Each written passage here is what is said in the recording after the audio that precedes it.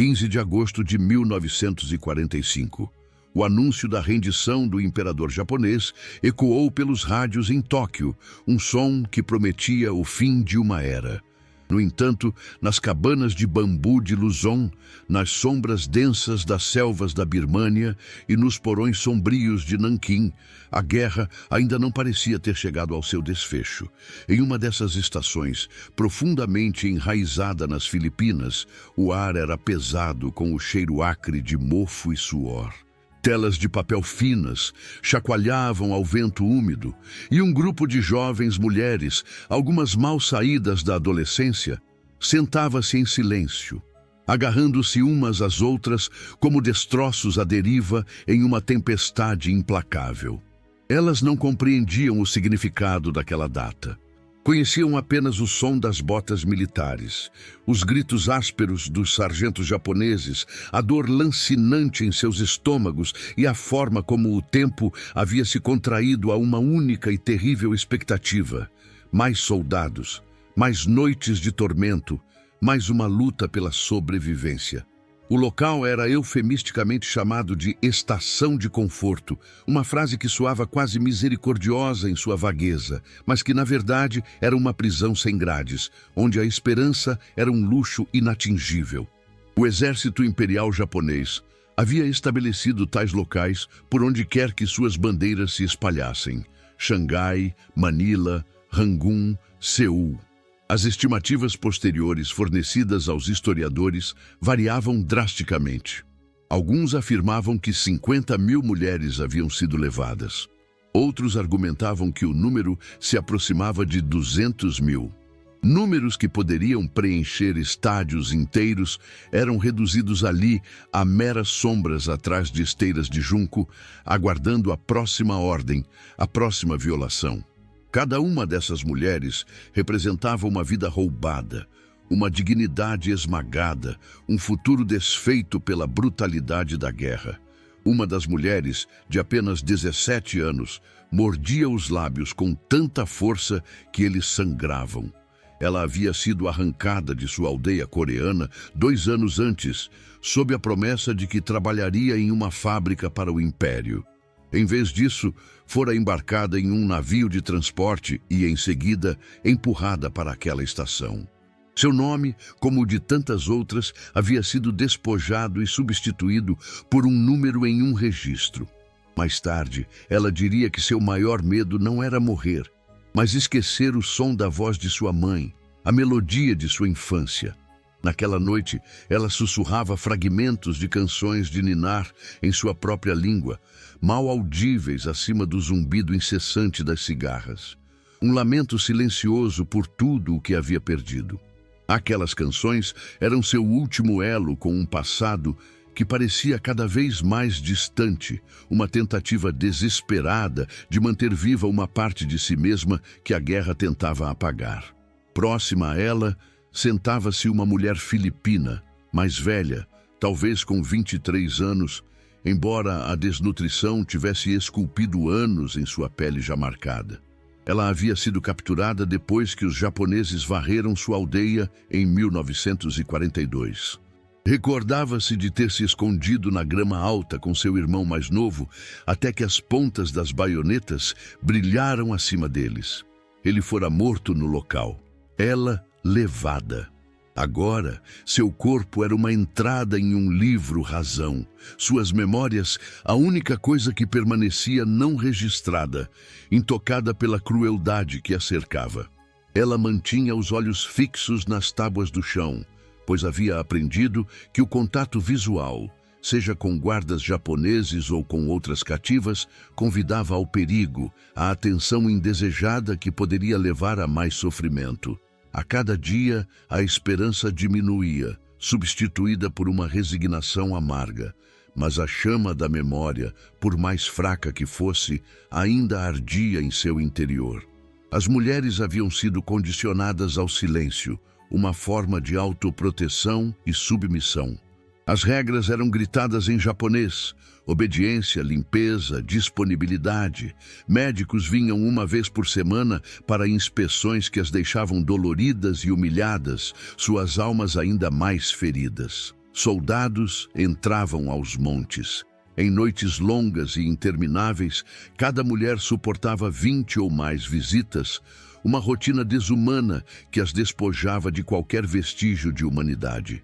Doenças se espalhavam rapidamente, mas a recusa era impensável, um ato de desafio que poderia custar a vida. Elas viviam no paradoxo de sobreviver à guerra, mas sentindo-se a cada dia como suas mais descartáveis vítimas, meros instrumentos em um conflito que não era delas. A cada toque, a cada olhar vazio, elas se afastavam um pouco mais de quem um dia foram, transformando-se em cascas vazias, preenchidas apenas pelo medo e pela dor. Lá fora, a guerra estava, de fato, mudando seu curso.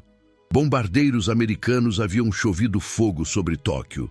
As nuvens atômicas em forma de cogumelo haviam se erguido sobre Hiroshima e Nagasaki, marcando o fim de uma era de forma devastadora. O discurso de rendição do imperador Hirohito logo sinalizaria o colapso de um império que parecia invencível.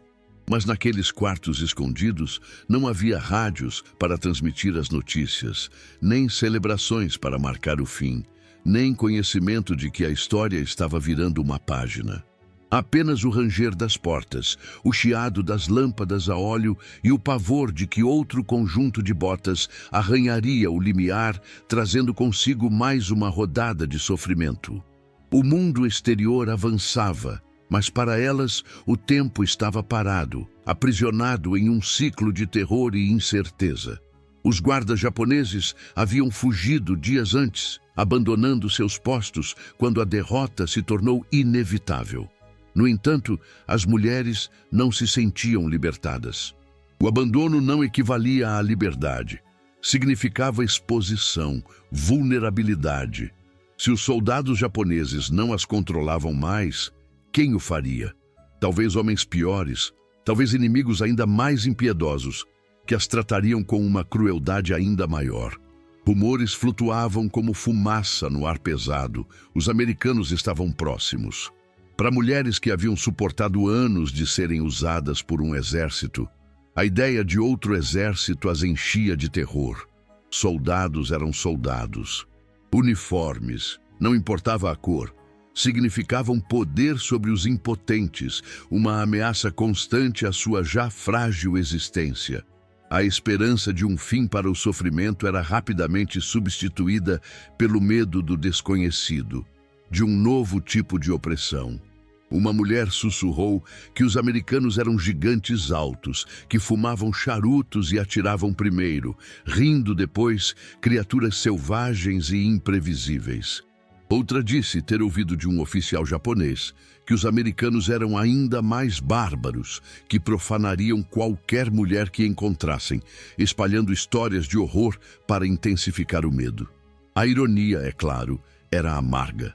Elas já estavam vivendo o que seus inimigos acusavam os outros de fazer. Mas o medo não mede a ironia, ele mede a sobrevivência, a necessidade premente de continuar existindo a qualquer custo. A cabana ficou em silêncio ao anoitecer. Sombras se estendiam longas sobre as tábuas rachadas do chão. Elas se amontoaram, as mais jovens agarrando-se às mais velhas, as mais velhas agarrando-se a ninguém, apenas à sua própria dor e desespero. Lá fora, o ronco de motores se aproximava. Botas, desta vez mais pesadas com um ritmo desconhecido, começaram a ecoar, um presságio de algo novo e aterrorizante. As cigarras falharam, como se a própria selva estivesse prendendo a respiração, antecipando o que estava por vir.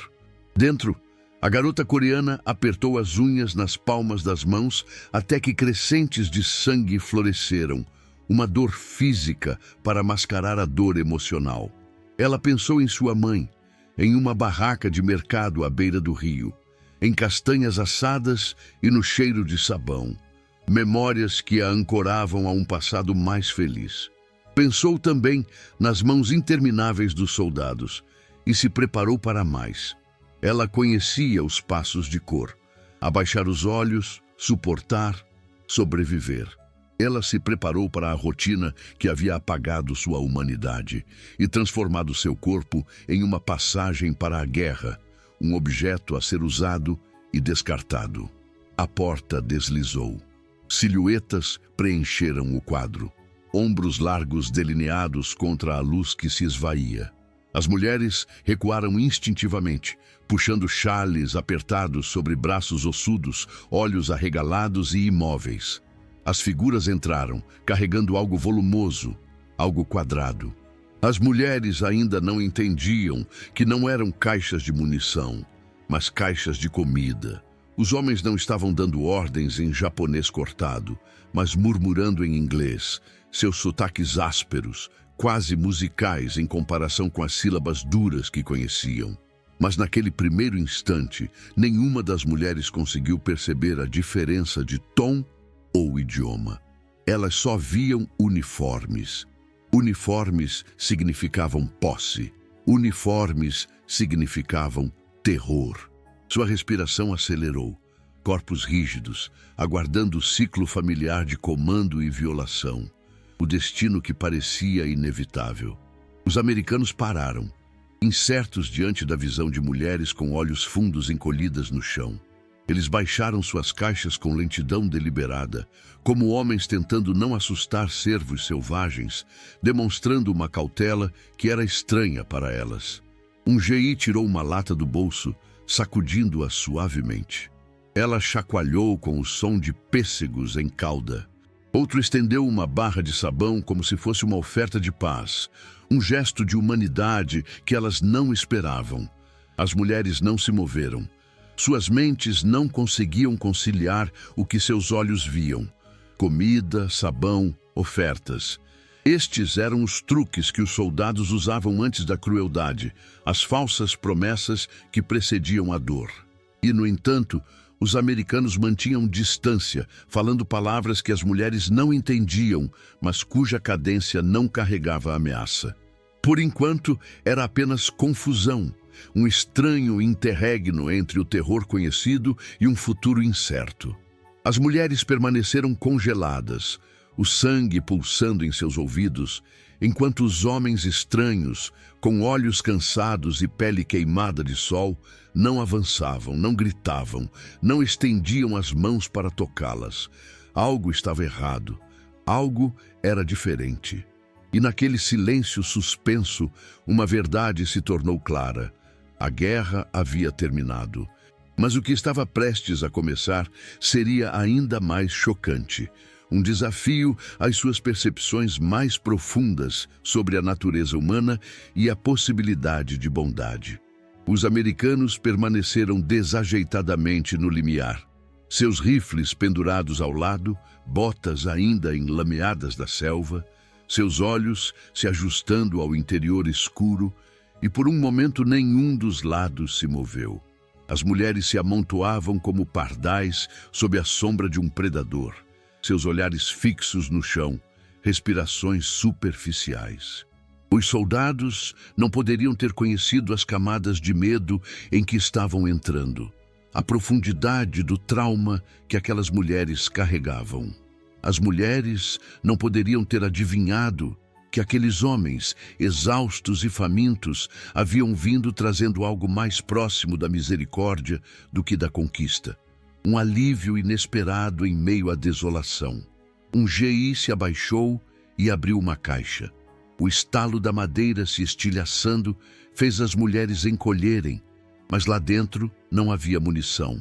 Em vez disso, latas brilhavam sob a luz da lanterna. Ele ergueu uma, girando-a lentamente para que as mulheres pudessem ver o rótulo. Pêssegos brilhantes selados em calda. O cheiro doce ainda não havia escapado. Mas para mulheres que haviam sobrevivido com arroz aguado e restos, a visão por si só parecia impossível, um vislumbre de um mundo de abundância que elas haviam esquecido. Outro soldado remexeu em sua mochila e produziu cigarros, oferecendo-os como símbolos de boa vontade. Ele não sabia que muitas das mulheres nunca haviam fumado, que o gesto as lembrava dos oficiais japoneses que as haviam forçado a colocar tais coisas entre os lábios. revivendo memórias dolorosas de submissão.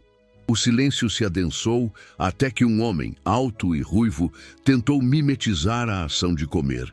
Ele bateu na lata com sua faca, fez um movimento de colher em direção à boca e sorriu com o nervosismo de alguém que sabe que parece tolo. Pela primeira vez em meses, talvez anos, um lampejo de algo, não medo, mas confusão, passou pelo rosto de uma mulher. Ela quase riu, quase. Mas o hábito do silêncio apertou sua garganta. Naquele estranho impasse, os americanos pareciam mais perplexos do que ameaçadores. Seus olhos se suavizaram ao observar a cena. Bochechas encovadas, braços cobertos de hematomas, cabelos cortados irregularmente por meses de tratamento brutal. Eles sussurravam entre si em um tom que as mulheres não entendiam, mas que podiam sentir ser mais gentil do que o latido das ordens. Um soldado murmurou: "Meu Deus, elas são apenas garotas." Outro balançou a cabeça, murmurando maldições em voz baixa sobre o que estava vendo, a indignação e a compaixão misturando-se em seus rostos. Finalmente, a mais jovem das mulheres, talvez com 15 anos, estendeu as mãos trêmulas. Ela esperava o golpe, o insulto gritado, o castigo por presumir. Em vez disso, o soldado colocou a lata gentilmente em suas palmas. Ela recuou instantaneamente, agarrando-a ao peito como se fosse contrabando, seus olhos desviando da lata para o rosto do homem. Ele não se aproximou. Ele simplesmente acenou com a cabeça uma vez, firmemente, e então recuou. O momento reverberou pelo grupo. Outras se entreolharam hesitantes. Então, a mulher filipina mais velha estendeu o braço, dedos finos e trêmulos, em direção ao sabão que um soldado ainda segurava. Ele o colocou em sua mão sem uma palavra. Ela o pressionou contra o rosto, inalando o cheiro limpo, e lágrimas escorreram por suas bochechas. Sabão, algo tão comum que raramente merecia atenção, havia se tornado mais precioso que ouro, um símbolo de dignidade e pureza que lhes havia sido negado por tanto tempo. Os americanos deixaram mais suprimentos, ataduras, comprimidos de quinino, leite em pó. As mulheres olhavam, a descrença gravada em seus rostos. Nada disso se encaixava no roteiro que haviam sido forçadas a memorizar. Soldados não davam, soldados apenas tomavam. No entanto, ali estavam homens que ofereciam, e então recuavam, como se estivessem cientes das fronteiras invisíveis esculpidas pelo trauma, respeitando a fragilidade de suas almas. Lá fora, os sons de outros esquadrões ecoavam pela aldeia. Motores roncavam, gritos eram carregados pelo vento, mas dentro daquela cabana, o ar permanecia imóvel, suspenso em um frágil equilíbrio. Os americanos tentaram falar, gesticulando com as mãos abertas. As mulheres permaneceram cautelosas, ombros rígidos, olhos piscando entre a porta e o chão. Os instintos de sobrevivência lhes diziam que essa bondade poderia ser uma armadilha, que a crueldade viria depois, quando sua guarda fosse baixada. Mas então algo quase absurdo aconteceu. O GI ruivo tirou de sua mochila não mais comida, mas uma pequena gaita. Ele a levou aos lábios e começou a tocar. Uma melodia desajeitada, notas dobrando, não exatamente no ritmo. O som assustou a todos, até mesmo seus camaradas. No entanto, naquele estranho momento, a cabana se encheu de algo que nenhum dos lados esperava. Música. Era rachada e imperfeita, mas não eram comandos gritados. Não eram botas batendo ou punhos esmurrando. Era surpreendentemente uma melodia, um som de vida e de paz que elas haviam esquecido. Os olhos das mulheres se arregalaram. Uma cobriu a boca como se tivesse medo de que o riso pudesse escapar. Outra inclinou a cabeça, lágrimas se misturando a um pequeno e incrédulo sorriso. Os americanos riram da atrapalhada de seu amigo. O riso não era agudo, mas caloroso, e a tensão diminuiu um pouco. Para as mulheres, foi talvez o primeiro momento em anos em que a presença de soldados não significava terror, mas sim um vislumbre de humanidade, uma promessa de que nem tudo estava perdido. Ainda assim, o medo não se dissolveu da noite para o dia. Quando os GIs tentaram persuadi-las a sair, algumas recusaram, convencidas de que o perigo as esperava lá fora. Mesmo quando os médicos chegaram com macas para levar as doentes, as mulheres se agarravam umas às outras, implorando para não serem separadas. Os americanos, perplexos com essa intensidade de medo, começaram a perceber a profundidade das feridas deixadas para trás, as cicatrizes invisíveis que a guerra havia gravado em suas almas. Um médico registrou mais tarde que as mulheres mostravam sinais de choque psíquico, uma frase inadequada para descrever os anos de violação sistemática que haviam moldado seus instintos, transformando-as em seres cautelosos e desconfiados. No entanto, lentamente, dia após dia, gestos construíram confiança. Um soldado, ajoelhando-se para amarrar a sandália rasgada de uma mulher, em vez de exigir seu corpo. Outro sentado por perto, esculpindo um pedaço de madeira na forma de um pássaro e depois deixando-o a seus pés sem pedir nada em troca.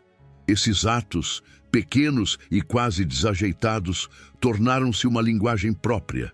Eles diziam às mulheres: "Desta vez não, nós não, nunca." Uma promessa silenciosa de respeito e proteção. O contraste não poderia ter sido mais nítido. Sob os oficiais japoneses, os exames médicos eram humilhações semanais.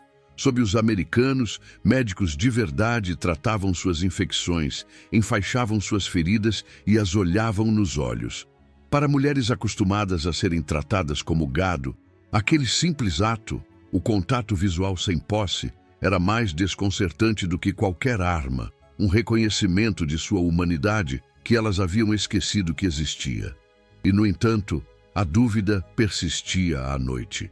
Algumas ainda se preparavam quando passos se aproximavam, corações batendo forte até que os passos passassem. Outras acumulavam a comida que lhes era dada, escondendo latas de pêssegos sob as tábuas do chão, incapazes de acreditar que a abundância pudesse durar. A bondade, depois de tanta crueldade, parecia mais um truque de guerra, uma ilusão passageira. Uma sobrevivente, mais tarde, recordou o momento surreal em que provou seu primeiro pedaço de pêssegos em calda. A calda grudou em seus lábios, a doçura avassaladora, após anos de fome. Ela chorou, não apenas pelo sabor, mas pela estranheza de perceber que alguém queria que ela comesse, não que fosse comida. Para ela, aquela colherada era mais do que fruta. Era a prova de que o mundo não havia terminado com a crueldade, que ainda havia espaço para a compaixão e a esperança. Os americanos, por sua vez, raramente falavam desses encontros. Para eles, foi um episódio entre muitos, em uma campanha brutal, uma pequena parte de um conflito muito maior.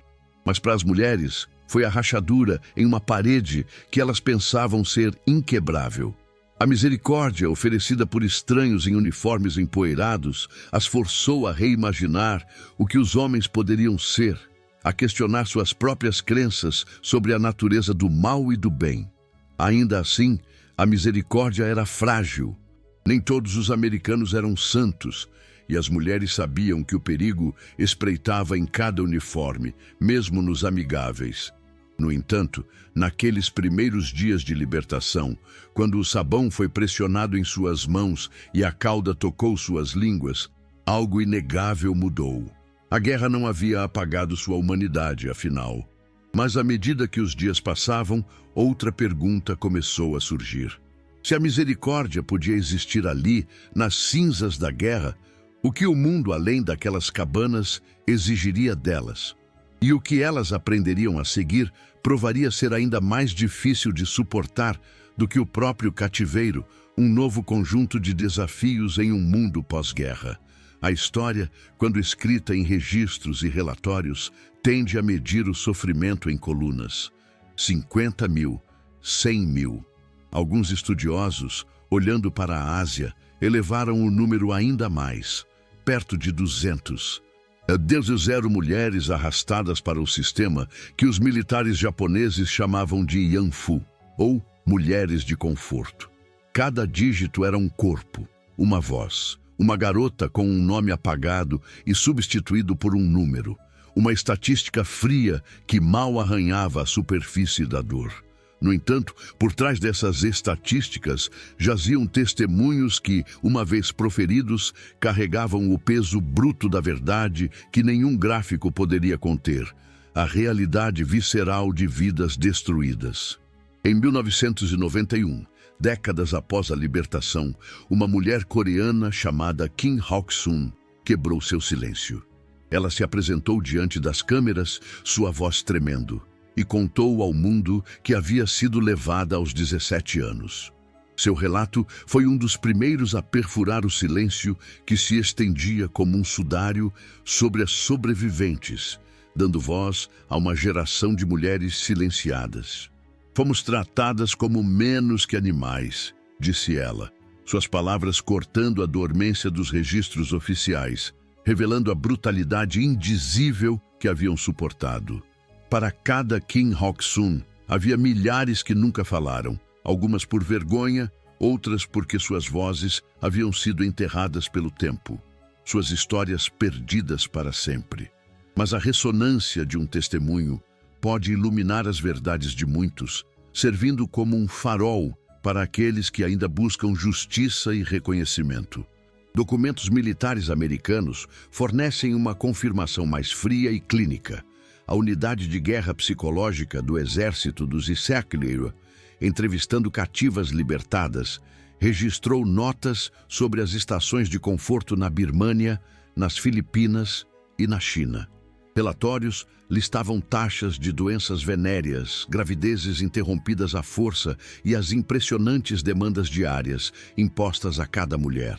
15 a 30 soldados por dia, às vezes mais. Médicos calculavam porcentagens de infecção como contadores somando juros. A linguagem era técnica, mas a realidade por trás dela não podia ser esterilizada. Números, nesse contexto, tornaram-se outra linguagem da dor, uma forma de quantificar o sofrimento humano em uma escala inimaginável. Em uma cabana em Manila, uma mulher filipina mais tarde contou aos investigadores que havia sido forçada a servir soldados até que seu corpo cedesse, desmaiando inconsciente apenas para ser acordada com espancamentos. Ela se lembrava mais das botas do que dos rostos. Eles nunca nos olhavam, disse ela. Éramos como paredes, como objetos, uma declaração que encapsulava a desumanização total que sofreram. Décadas depois, ela ainda se lembrava do som das moedas tilintando em uma caixa do lado de fora de sua porta. Pagamento feito não a ela, mas ao sistema que a possuía. O detalhe gelou até mesmo historiadores endurecidos. Dinheiro trocava de mãos, mas nada disso tocava as palmas que sangravam, as mãos que haviam suportado tanto. As estatísticas pintam a crueldade em uma escala massiva, mas são as histórias individuais, os detalhes íntimos da dor que realmente revelam a profundidade da tragédia. O legado dessas mulheres, as mulheres de conforto, permanece como um lembrete sombrio da barbárie da guerra e da resiliência do espírito humano, mesmo diante da mais profunda escuridão. Suas vozes, embora silenciadas por décadas, continuam a ecoar, exigindo que o mundo se lembre e aprenda com o passado, para que tais atrocidades nunca mais se repitam. A persistência da memória e a luta por reconhecimento. O impacto psicológico e físico sobre essas mulheres foi devastador e duradouro. Muitas sofreram de transtorno de estresse pós-traumático, TEPT, depressão crônica e uma série de problemas de saúde física, incluindo infertilidade e doenças sexualmente transmissíveis não tratadas. A vergonha e o estigma social associados à sua experiência as forçaram a viver em silêncio por décadas, temendo o julgamento de suas comunidades e famílias. A sociedade japonesa, por sua vez, evitou amplamente o reconhecimento e a responsabilidade por esses crimes de guerra, o que apenas aprofundou a dor das sobreviventes. A negação oficial e a falta de reparação adequada adicionaram uma camada de injustiça à sua já insuportável carga de sofrimento. No entanto, a coragem de mulheres como Kim Hok-sun abriu caminho para que outras sobreviventes começassem a falar. O movimento por justiça e reconhecimento ganhou força, especialmente nas décadas de 1990 e 2000. Essas mulheres, agora idosas, encontraram a força para compartilhar suas histórias em tribunais internacionais, em conferências de direitos humanos e em documentários, buscando não apenas compensação, mas, acima de tudo, a verdade e a dignidade que lhes foram negadas. Elas se tornaram ativistas, viajando pelo mundo para educar as pessoas sobre os horrores que viveram e para garantir que tais atrocidades nunca mais acontecessem. Seus testemunhos, muitas vezes dolorosos e repletos de detalhes gráficos, foram cruciais para desmantelar a narrativa oficial de negação e para forçar um reconhecimento, ainda que limitado, por parte do governo japonês. O legado e a luta contínua. O termo mulheres de conforto tornou-se um símbolo da brutalidade da guerra e da violência sexual como arma de conflito. A luta por justiça para essas mulheres ressoa com movimentos contemporâneos que buscam combater a violência sexual em zonas de guerra e reconhecer o trauma duradouro que ela inflige. A história delas serve como um lembrete sombrio de que, mesmo após o fim dos combates, as feridas da guerra podem persistir por gerações, exigindo um compromisso contínuo com a memória, a verdade e a reparação. A cada ano, o número de sobreviventes diminui, tornando a urgência de registrar suas histórias e de buscar justiça ainda maior. Seus legados são um apelo à humanidade para que nunca se esqueça das lições do passado e para que se esforce incansavelmente pela paz e pela dignidade para todos. O que aconteceu naquelas estações de conforto não foi um incidente isolado, mas parte de uma política sistemática de escravidão sexual implementada pelo exército imperial japonês. A documentação histórica, embora muitas vezes fragmentada e contestada, aponta para um sistema organizado que recrutava mulheres de várias partes da Ásia, incluindo Coreia, China, Filipinas, Indonésia e até mesmo algumas mulheres japonesas. A promessa de trabalho em fábricas ou hospitais era uma tática comum para enganar as jovens, que eram então forçadas à servidão sexual. A idade das vítimas variava amplamente, com muitas sendo adolescentes, algumas até mesmo crianças. A vida nessas estações era um ciclo interminável de abuso, doença e desespero, com pouca ou nenhuma esperança de fuga ou resgate. A brutalidade era rotina e a desumanização era completa, transformando seres humanos em meros objetos para satisfazer os desejos dos soldados.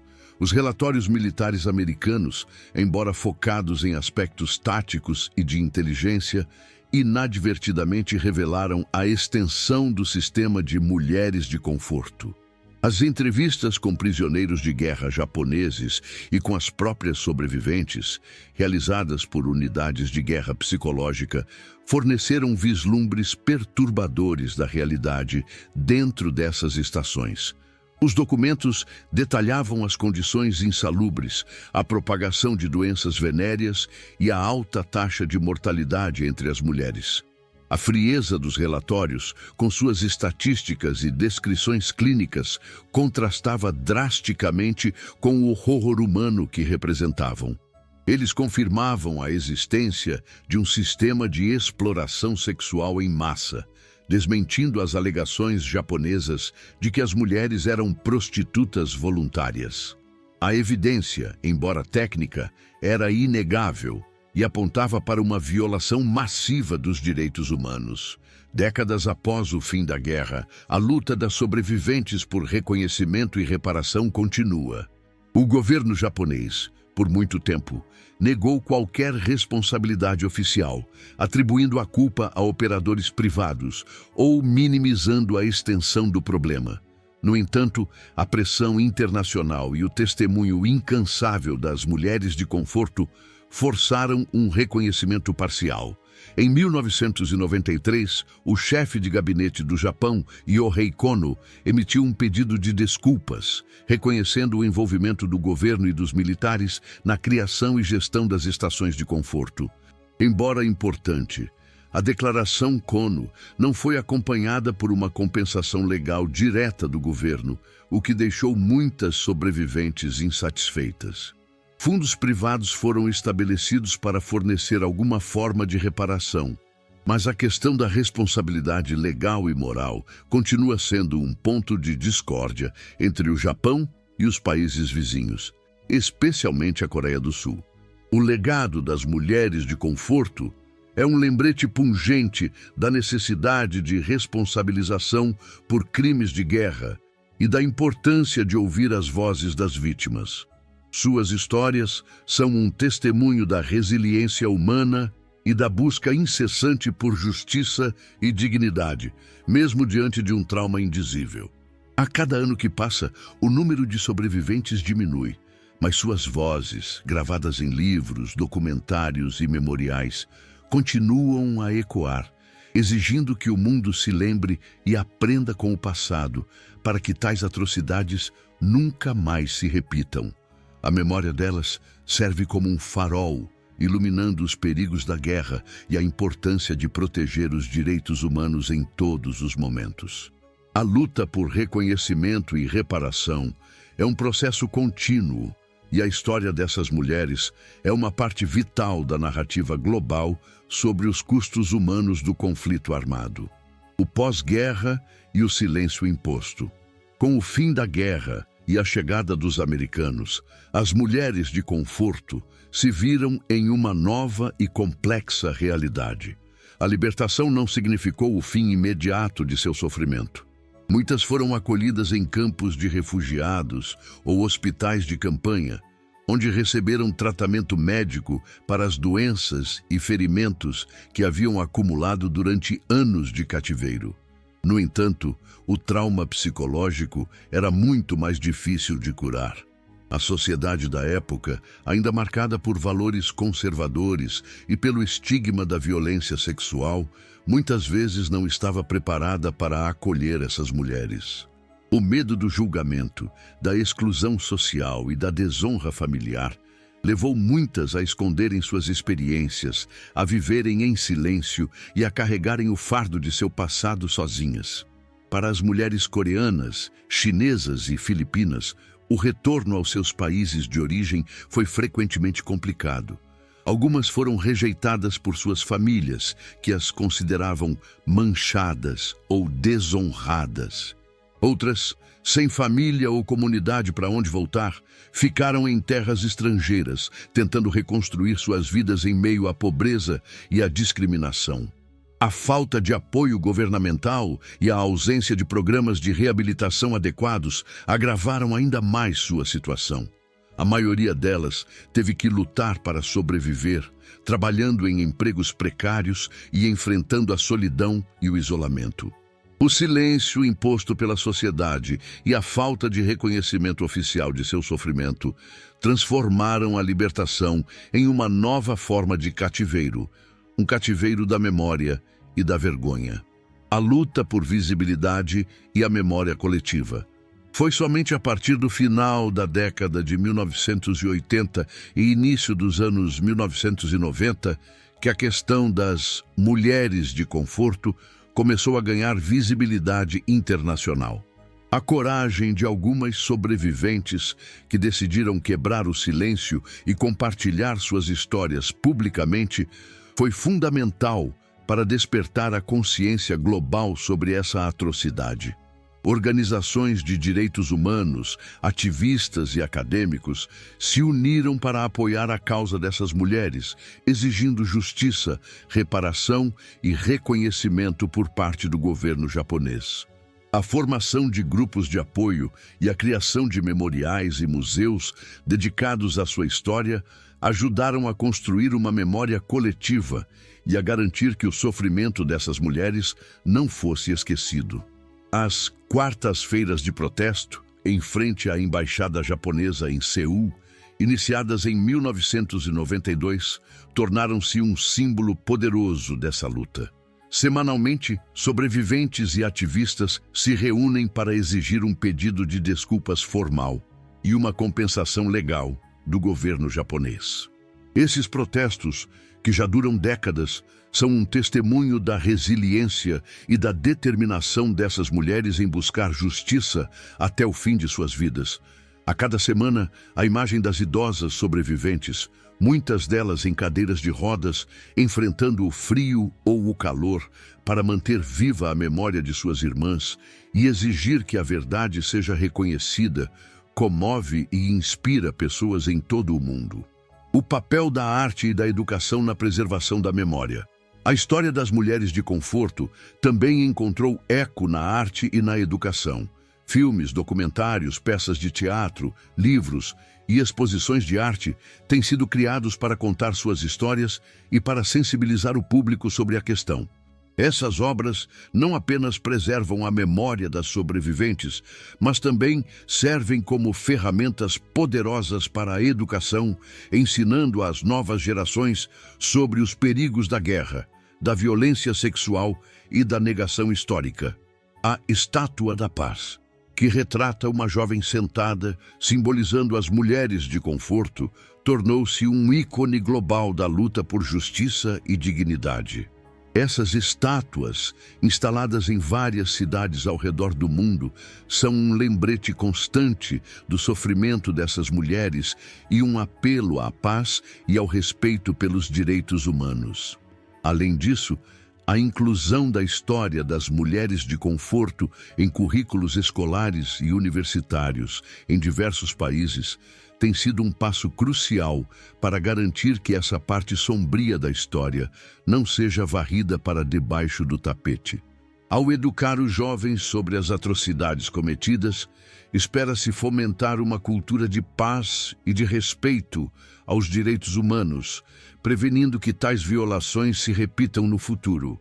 A educação é vista como uma ferramenta essencial para combater o revisionismo histórico e para promover a reconciliação baseada na verdade e na justiça. Desafios e perspectivas futuras.